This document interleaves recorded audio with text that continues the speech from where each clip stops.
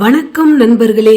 உலகத்திலேயே பாறையை குடைந்து கோவில் அமைக்கும் கலையின் உச்சம் எது என்று கேட்டால் உங்களுக்கு நிச்சயமாக நினைவுக்கு வருவது எல்லோரா குகைகளும் ஒரே பாறையில் செதுக்கப்பட்ட பிரம்மாண்டமான கைலாசநாதர் கோவிலும் தான்.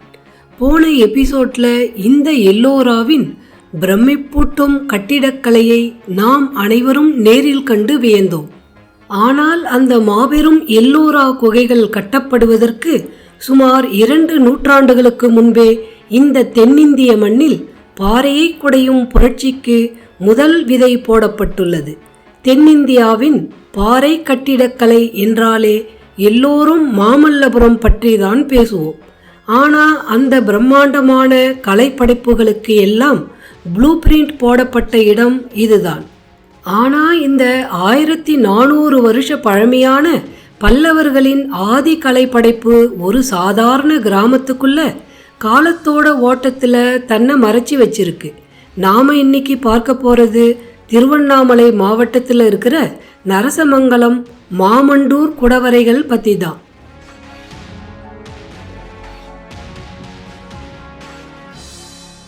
பல்லவ மன்னன் முதலாம் மகேந்திரவர்மன் இங்கே 1 இல்லை மொத்தம் 4 பாறை கோயில்கள் அமைத்துள்ளார்.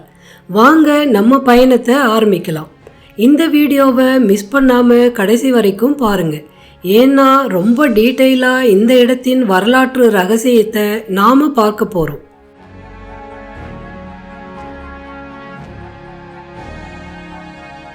நாம் இப்போது முதல் குடவரையின் முன் நிற்கிறோம். இது ஒரு மலையின் பாறையை குடைஞ்சு கட்டப்பட்ட ஆலயம். இங்கே ஒரு பெரிய வரவேற்பு மண்டபம் இருக்கு. உள்ளே 4 தூண்கள் இருக்கு. இந்த தூண்களை பார்த்தால் மேலே இருக்கும் போதிகை வரை வேலைப்பாடு நடந்திருப்பதை அறியலாம். ஆனால் நீங்கள் உற்று நோக்கினால் தூண்களின் அமைப்பு முழுவதும் முற்று பெறாமல் சில குறைபாடுகளை காணலாம். துவாரபாலகர் சிற்பம் செதுக்க ஆரம்பிச்சிருக்காங்க. ஆனால் அதையும் முடிக்கலை. கருவறையும் முழுமை அடையலை. ஆமாம், அத்தனை நேர்த்தியாக செதுக்கியவர்கள் இந்த முதல் கோவிலோட வேலையை முழுமையாக முடிக்கப்படலை. ஆய்வாளர்கள் என்ன சொல்ல வராங்கன்னா, இந்த கோயிலை கட்ட அவங்க முயற்சி பண்ணியிருக்காங்க. ஆனால் அந்த குன்றின் பாறை பலவீனமாக இருந்திருக்கலாம், அல்லது திடீரென ஏற்பட்ட சாளுக்கியர்களின் போர் காரணமாக மன்னன் வேலையை தொடர முடியாம பாதியிலே கைவிட்டு வேறு இடத்தை தேடி இருக்கலாம்.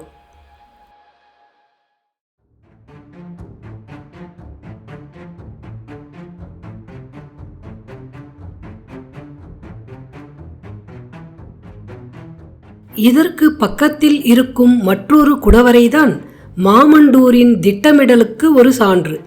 ஒரே குடவரையில் 3 கருவறைகள் மும்மூர்த்திகளுக்காக, அதாவது சிவன், விஷ்ணு, பிரம்மா ஆகியோர்களுக்காக அமைக்கப்பட்டிருக்கலாம் என்று கருதப்படுகிறது. தமிழ்நாட்டு குடவரைகளிலேயே அதிக கருவறைகள் கொண்ட ஒரு பிரம்மாண்டமான ஆரம்பகால திட்டம் இது. கருவறைகளை தாங்கும் தூண்களில் மகேந்திரனின் சிறப்பு பெயர்களான சத்தியசந்தன், சத்ருமல்லன் போன்ற பெயர்கள் கிரந்த எழுத்துக்களில் பொறிக்கப்பட்டுள்ளன. இந்த கல்வெட்டுகள் குடவரையின் காலத்தையும் மகேந்திரனின் ஆளுமையையும் பேசுகின்றன. இந்த குடவரை கலை நேர்த்தியின் உச்சம். வாசலில் இருக்கும் 2 கம்பீரமான துவாரபாலகர்களை பாருங்கள். பல்லவ சிற்பக்கலையின் முக்கியமான தொடக்க புள்ளி இவர்கள்தான்.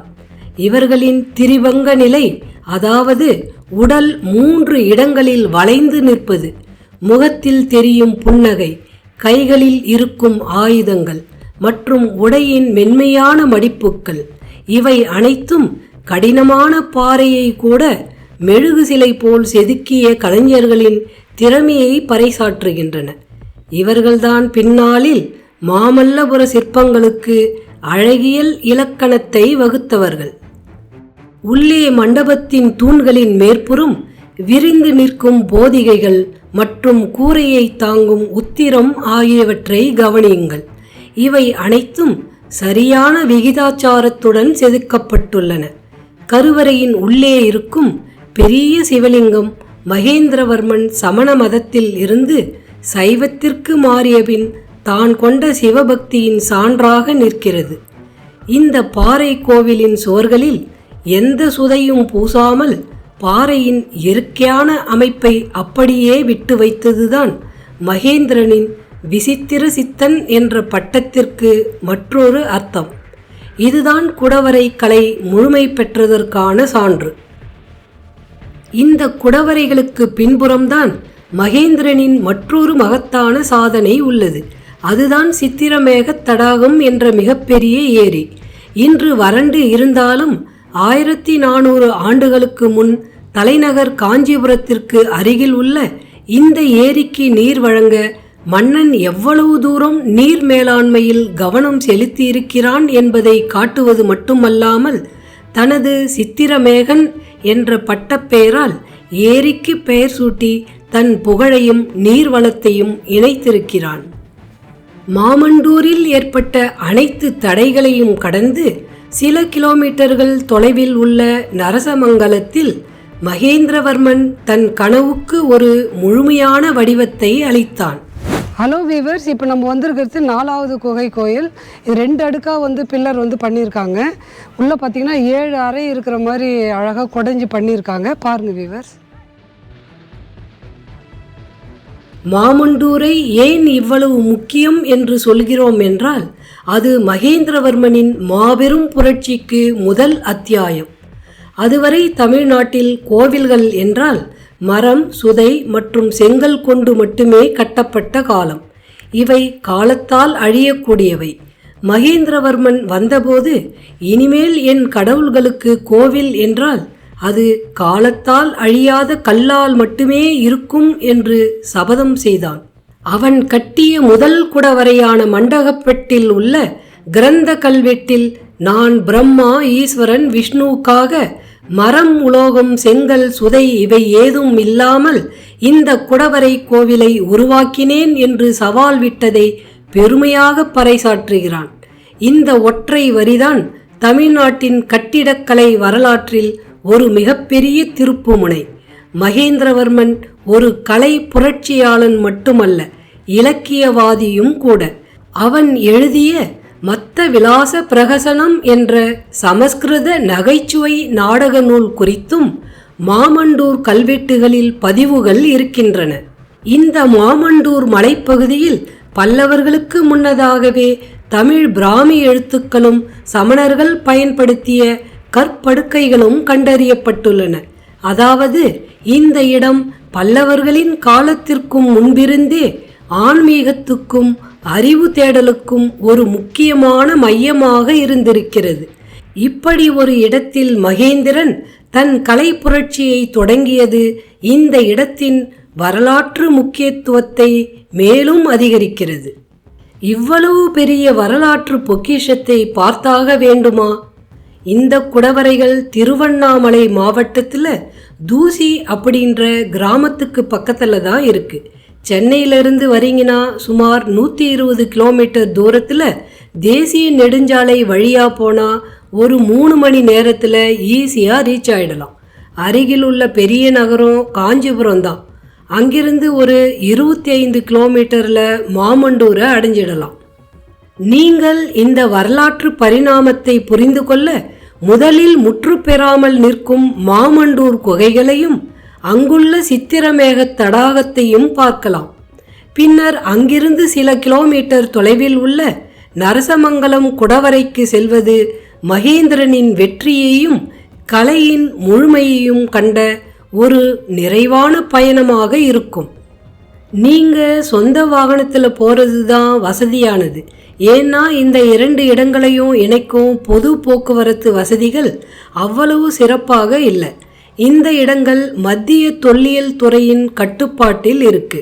அதனால் காலை 9 மணி முதல் மாலை 5 மணி வரை தான் பார்வையிட அனுமதிக்கப்படும்.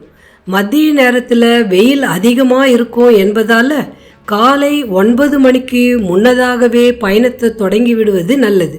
ஒரு பாட்டில் தண்ணீர் மற்றும் தொப்பி அவசியம். இந்த நரசமங்கலம் மாமண்டூர் குடவரைகள் வெறும் பாறைகள் இல்லை, அதுக்குள்ள ஒரு சரித்திரம், ஒரு கலை பரம்பரை புதைஞ்சிருக்கு. கலைக்கான மரியாதை, முன்னோர்களின் முயற்சி, ஒரு மன்னனின் கனவு எல்லாமே இந்த சுவர்களுக்குள்ள இருக்கு. இறுதியாக நான் சொன்ன அந்த வரலாற்று ரகசியம் என்ன தெரியுமா? இந்த குடவரைகள் பலகாலமாக கிராம மக்கள் பஞ்ச பாண்டவர் குடவரை என்று அழைக்கப்படுகின்றன. ஒரே இடத்தில் அதிக எண்ணிக்கையிலான குகைகள் இருந்ததால் இந்த பெயர் வந்திருக்கலாம். ஆனால் உண்மையில் இது மகேந்திரவர்மனின் தனி கலைப்படைப்பு. இப்படி பல வரலாற்று சின்னங்கள் தவறாக அடையாளப்படுத்தப்பட்டு வருகின்றன. நாம் அனைவரும் சேர்ந்துதான் அவற்றின் உண்மையான பெருமையை மீட்டெடுக்க வேண்டும்.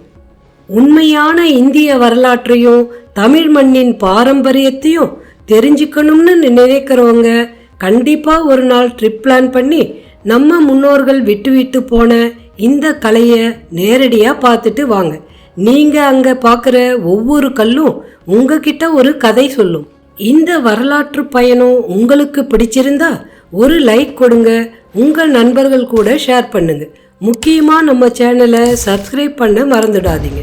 அடுத்த வரலாற்று பயணத்தில் இன்னும் சுவாரஸ்யமான இடங்களுடன் சந்திப்போம். நன்றி.